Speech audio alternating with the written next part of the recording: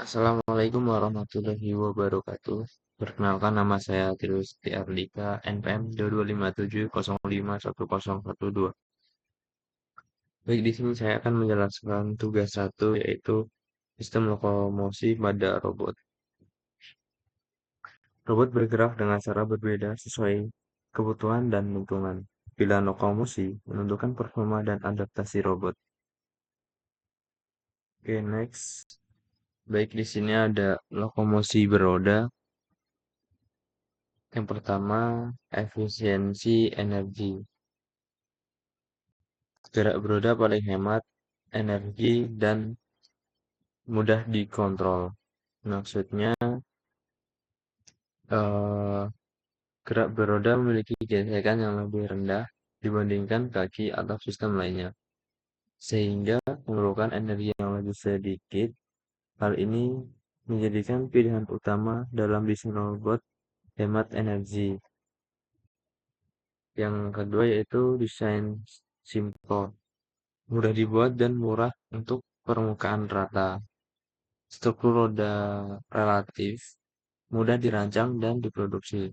Kemudian komponennya pun umumnya sudah tersedia secara massal di pasaran, membuatnya hemat biaya serta cocok untuk berbagai jenis permukaan datar seperti lantai atau jalan. Keterbatasannya sulit melewati rintangan dan medan kasar.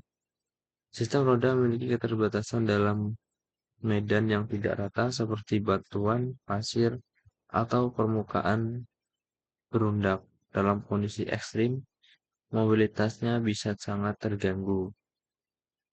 Yang terakhir yaitu penggunaan umum. Mobilitas beroda adalah solusi paling umum dan terjangkau. Karena kepraktisannya, sistem roda digunakan secara luas pada kendaraan robot, layanan, dan robot industri. Ini adalah solusi mobilitas yang ekonomis dan efisien untuk kebanyakan aplikasi. Oke, yang selanjutnya, lokomosi berkaki. Yang pertama itu ada adaptasi medan maupun navigasi di medan tidak rata dan melewati rintangan. Yang kedua, stabilitas tinggi. Back support dengan 6 kaki memiliki stabilitas statis yang kuat. Jadi, jika robot memiliki kaki-kaki yang 6 kaki yang stabilitasnya tinggi, seperti gambar ini, maka robot akan memiliki keseimbangan yang lebih kuat. Yang ketiga itu efisiensi di permukaan, bekerja lebih baik di medan lunak dan kompleks. Yang terakhir kontrol kompleks, algoritma pengendalian dan optimasi lebih menantang. Nah, di sini ada selanjutnya lokomosi berantai. Yang pertama ada Bitway Design, gabungan antara beroda dan berkaki, menawarkan mobilitas unik. Yang kedua, penggunaan militer, sering dipakai pada tank dan kendaraan tempur lapangan, seperti tank bajak. Selain itu juga dipakai untuk lokomosi berantai ini di ekskavator dan lain sebagainya. Yang ketiga itu kegunaan medan ideal untuk permukaan lunak dan tidak stabil.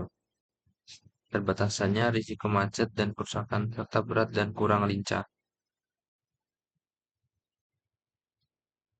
Selanjutnya ada Boston Dynamics Sport Analysis kasus. Yang pertama, quadruped mobility. Berjalan dengan 4 kaki, sangat lincah dan stabil. Lingkungan navigasi, mampu memetakan dan menghindari rintangan. Yang ketiga, medan sulit, melewati bebatuan dan menuruni tangga dengan mudah. Yang terakhir, daya angkut, membawa beban hingga 14 kilo dengan adaptasi tinggi. Selanjutnya, teknologi di balik eh, lokomosi. Yang pertama ada reinforcement. Alurnya berjalan untuk kontrol gerak dinamis. Merajuk pada reinforcement learning atau RL merupakan algoritma machine learning, di mana sistem seperti robot belajar mengambil keputusan melalui trial and error dengan mendapatkan reward atau penalti. Dalam konsep robotika, RL digunakan untuk mengontrol gerakan dinamis agar robot dapat menyesuaikan diri dengan lingkungan sekitarnya, seperti menghindari rintangan atau menjaga keseimbangan saat berjalan. Yang selanjutnya yaitu evaluasi cepat. Prediktor diproses dalam milidetik untuk merespon secara real time.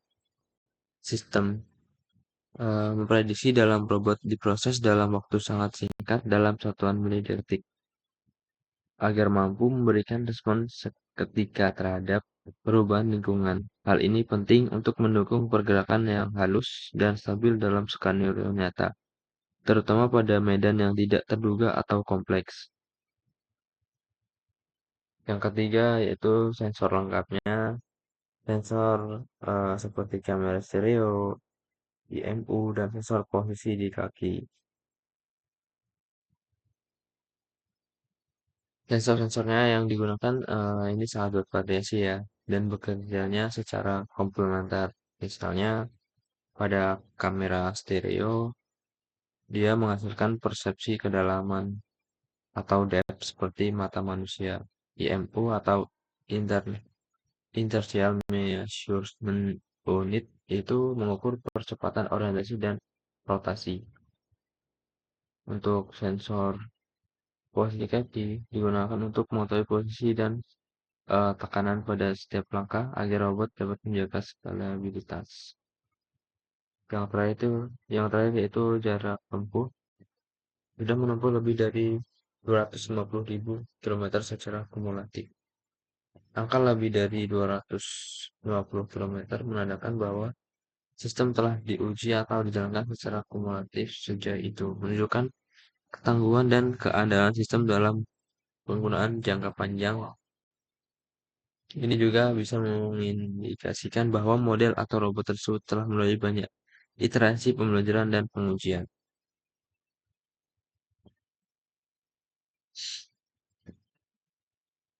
Di sini ada sistem lokomosi. Yang pertama, keuntungan kombinasi, roda efisien di permukaan rata, kaki fleksibel di medan nyata. Yang kedua, desain sederhana, lebih sedikit sendi teraktuasi dibanding robot berkaki murni. Ketiga, transisi gerakan, berubah mulus antara berguling dan melangkah untuk efisiensi. Contoh robotnya, Handled by Boston Dynamics, jangkauan 24 km per satu kali isi baterai. Ini ada kesimpulan dan tren masa depan.